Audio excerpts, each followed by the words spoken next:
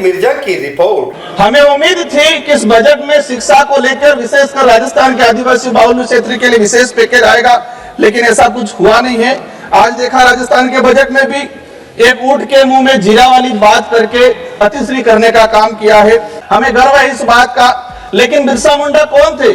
बिरसा मुंडा उस समय तात्कालीन समय में जमींदार और अंग्रेजों के लिए वो एक विद्रोही थे, देशद्रोही थे, और आज हमारे लिए वो एक क्रांतिकारी है, एक भगवान है, एक आदर्श है।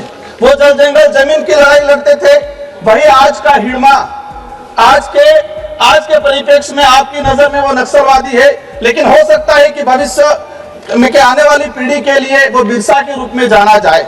आज बस्तर आदिवासी पूरा जो इलाका है नक्सलाइट के नाम से भगवान बिरसा मुंडा को सभापति महोदय, मैं उस बात को जानना चाह रहा हूँ कि आदिवासी बाहुल्य क्षेत्र का युवा हथियार क्यों पकड़ रहा है?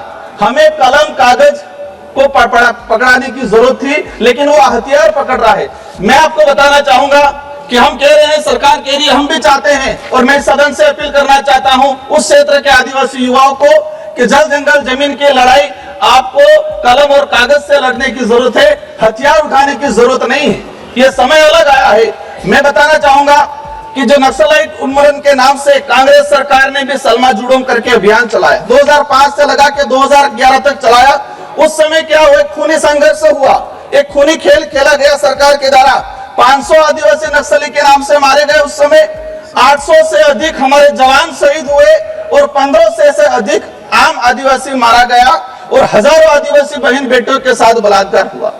आत्मनिर्भर भारत तभी बन पाएगा इस देश का आदिवासी दलित पिछड़ा समुदाय अगर वो आत्मनिर्भर होगा तो ये देश आत्मनिर्भर की जो कल्पना कर रहे हैं वो पूरी हो पाएगी। और वो आदिवासी दलित पिछड़े समुदाय आत्मनिर्भर तभी बन पाएगा, उनको मूलभूत सुविधा हम उपलब्ध करा पाएंगे। और विशेषकर शिक्षा को लेके 78 पेज के इस बजट भाषण में देश के जरूरतमंद आदिवासी दलित पिछड़े किसान मजदूर एवं शिक्षित बेरोजगारों के हितों का कोई विशेष ध्यान नहीं दिया गया है।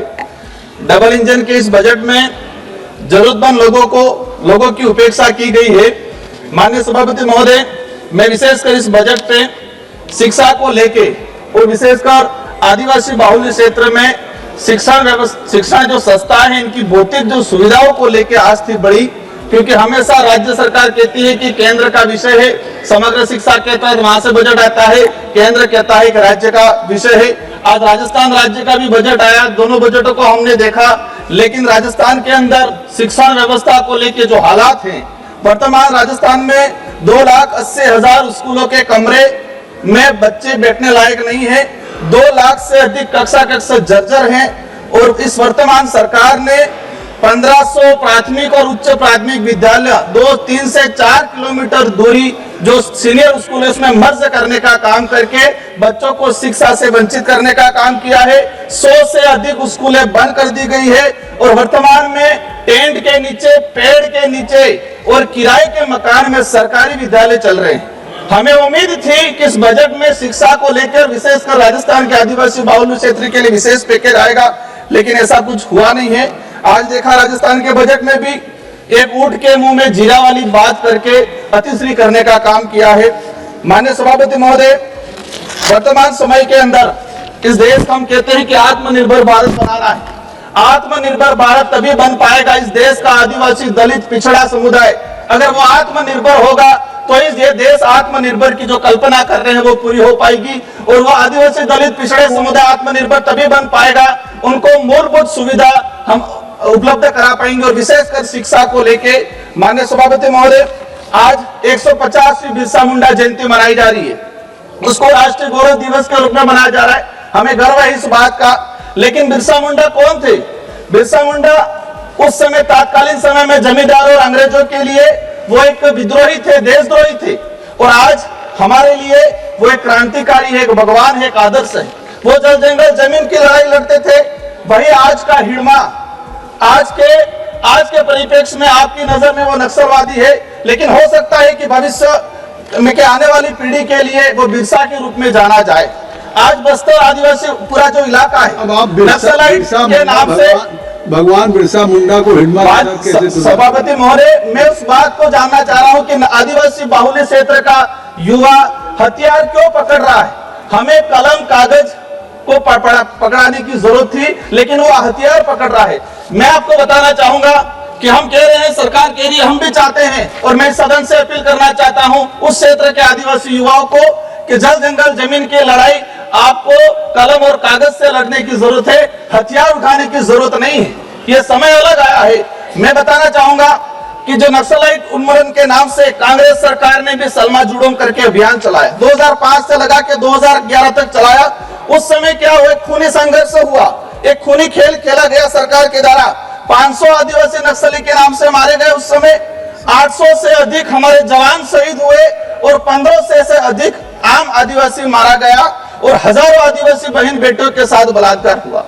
आज वर्तमान समय में भी वही चीजें 500 के आसपास आदिवासी समुदाय नक्सलाइट के नाम से मारे गए। सभापति महोदय, ये बात इसलिए बता रहा हूँ कि आज हम जिसको नक्सलाइट कह रहे हैं वो इस देश का आदिवासी है, और ये भी जानना पड़ेगा कि इस देश का मूल मालिक है। आप इस सदन के सभापति महोदय, आप इस सदन के जिम्मेदार सदस्य, माननीय सभापति महोदय, सदन के जिम्मेदार सदस्य, आदिवासियों के हक अधिकार की बात आती है। क्या आप उन नक्सल, माननीय सभापति महोदय, उनको महिमा मंडित करने का काम कर? माननीय सभापति महोदय, इस देश का आदिवासियों के साथ अगर वो जल जंगल जमीन के अधिकार की बात कर रहा है, मैं मानता हूं वो हथियार उठा रहा है, मैं ये भी चाहता हूं वो खत्म होना चाहिए, लेकिन उनको हथियार चाइना से लाके देने वाले लोग कौन हैं, ये भी सफाई होनी चाहिए। मार्च 2026 में नक्सलाइट खत्म होना चाहिए, लेकिन जो बड़े लोग कौन है जो हथियार सप्लाई कर रहे हैं, वो लोग कौन है? माननीय सभापति महोदय, मेरे क्षेत्र अंग्रेजी शासन काल में कई अत्याचार हुए। इस देश का आदिवासी समुदाय में सबसे बड़ा समुदाय भील समुदाय है, और भील समुदाय के साथ अनेक अत्याचार हुए। सबसे बड़ा अत्याचार आजादी के बाद इस भील समुदाय को 4 राज्यों में बांट दिया गया, राजस्थान, गुजरात, मध्य प्रदेश, महाराष्ट्र और केंद्र शासित प्रदेश।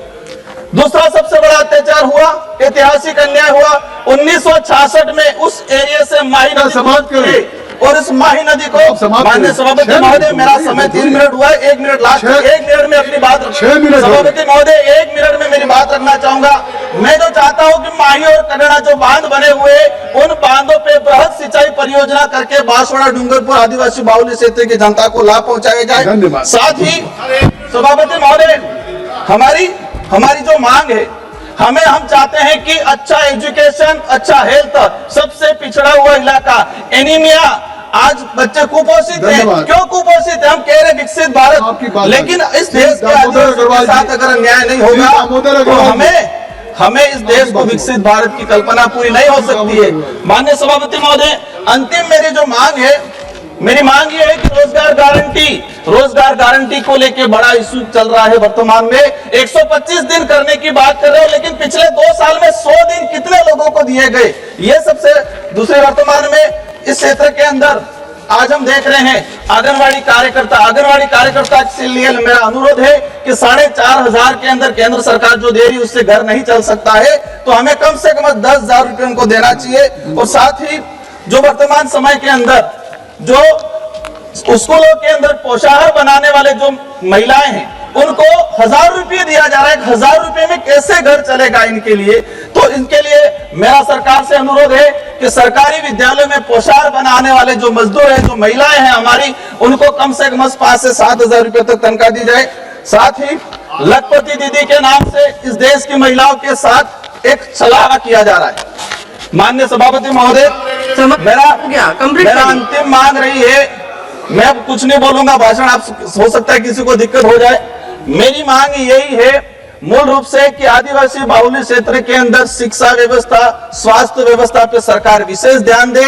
माही और कड़ना बड़ा प्रोजेक्ट है, इस प्रोजेक्ट से बृहद सिंचाई परियोजना, और जो जल जंगल जमीन में आदिवासी जो हजारों सालों से रह रहा है, उसके पास कागज नहीं है, कागजी अधिकार नहीं है। अब मैडम एक बात समझनी पड़ेगी, मैडम इस बात को समझना पड़ेगा कि कागज कब जाएगा? जब एजुकेशन जाएगा तो कागज जाएगा। हमने उनको एजुकेशन ही नहीं दिया है, अब एजुकेशन ही नहीं दिया है तो वो कागज कैसे जाए? धन्यवाद सभापति महोदया। मैं हूं आपका होस्ट सईद मिर्जा हिंदुस्तानी, और आप देख रहे हैं बांसवाड़ा न्यूज़ बाय मिर्जा। अगर आपको यह रिपोर्ट पसंद आए तो वीडियो को लाइक, शेयर और चैनल को सब्सक्राइब करना ना भूलें।